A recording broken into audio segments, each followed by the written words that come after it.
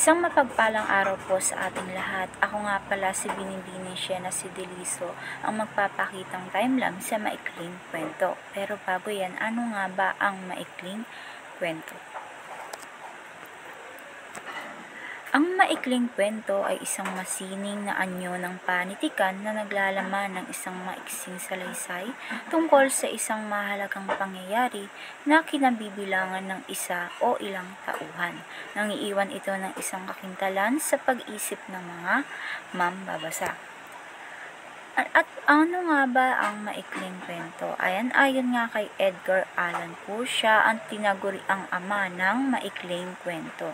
Ito ay isang akdang pampanitikang likha ng guni-guni at bungang isip ng hango sa isang tunay na pangyayari sa buhay. Ito ay nababasa sa isang tagpuan at napupukaw ng damdamin at mabisang nakapagkikintal ng diwa o damdaming may kaisahan. Ano nga ba ang maikling kwento at mga uri nito? Ang maikling kwento, ito ay isang sangay ng salaysay ng may kakintalan. Pangalawa, may isang madulang babahagi ng buhay na tinatalakay. Pangatlo, may isang pangunahing tauhang may mahalagang suliranin. At ang panghuli, may isang mahalagang tagpo. Sumunod, mga uri ng maikling kwento. Una, ito ay pangkatutubong kulay. Ito ay kakanyahan ng isang lugarang mithiin upang pag-uugali ng mga tao at paniniwala at mithiin ng pangkatauhan. Pangalawa, pangkatauhan. Sila yung mga pangkatauhan ng pangunahing tauhan na iniisip at damdamin. Sunod naman ay ang kapaligiran o atmosphere na tinatawag. Pang-apat, ito ay pangkabanghay. Pag sinabi magkabanghay, ito ay mahalaga ang pagkakasunod-sunod ng mga pangyayari sa kwento. At panghuli, ang pangkaisipan. Ito ang pinakamahalaga sa lahat ay ang pangkaisipan. Ito ay pinalulutang ng mga diwang na gustong iparating ng mga may akda. Sumunod naman, ito naman ay mga kasaysayan ng maikling kwento. Ito ay mga mahalagang kasaysayan dito sa ating Pilipinas. Una dito ay ang Amerikano. Ang Amerikano ay tinaguri ang gintong pahina ng panitikang Pilipino dahil pinaiiral ng mga Hapon ang paggamit ng wikang pambansa sa pagsulat. Dahil dito, pinili ang mga pangunahing kwento sa isang aklat, ang 15 pinakamabuting maikling kathang Pilipino noong 1943.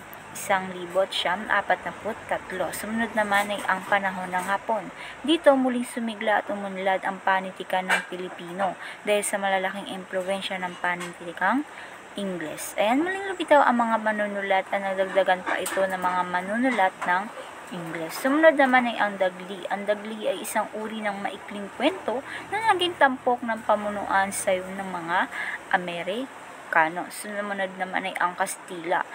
Bago pa man dumating ang mga Kastila, mayroon na tayong abilidad sa sining at panitikan. Karamihan sa mga panitikan sa panahon ito ay nagmula lamang sa iisang tao. Ibig sabihin, ito ay gamit ang pagsasalin-saling dila na ipapasa ang mga ito sa iba't ibang tao o lugar. At ang panghuli naman ay ang pre-colonial. Ito naman ay ang panahong ito ay humihina ang pagsulat ng maikling kwento dahil sa pagpapalaganap ng Kristyanismo at nagtuturo ng mga aral mula sa Biblia. Dito rin na nakipapalooban ng mga aral at utos ng Diyos. Dito rin sumisimbolo ang kakana ng isang kwentong naglalaman ng mga alamat at engkanto. Ito lamang mga kasaysayan ng maikling kwento dito sa ating Pilipinas. Maraming salamat po.